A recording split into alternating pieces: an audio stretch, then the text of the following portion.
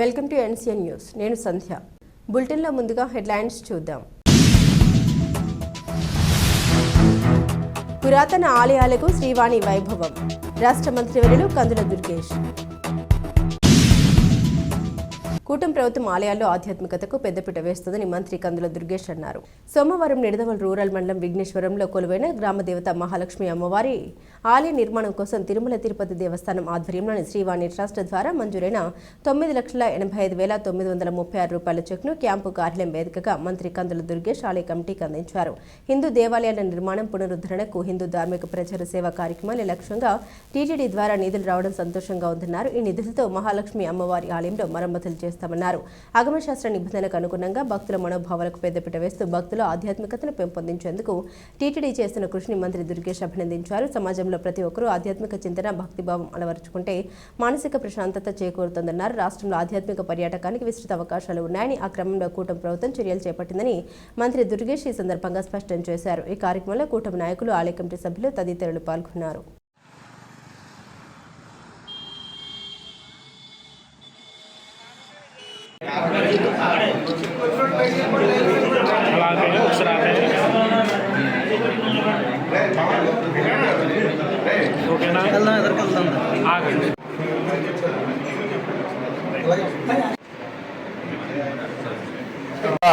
నమస్కారాలు తెలియజేస్తూ విజయేశ్వరం గ్రామంలో వేంచేసి ఉన్నటువంటి మహాలక్ష్మి అమ్మవారి ఆలయానికి సంబంధించి గ్రామస్తులందరూ కూడా ఏకకంఠంతో మాకు అభివృద్ధి కోసం కొంత నిధి కావాలనేటువంటి మాట అడిగినప్పుడు వారికి సహకరించి దాన్ని ముందుకు తీసుకెళ్తే ఇవాళ రాష్ట్ర ప్రభుత్వం మనకి 10 లక్షల రూపాయల చెక్కుని పంపించడం జరిగింది.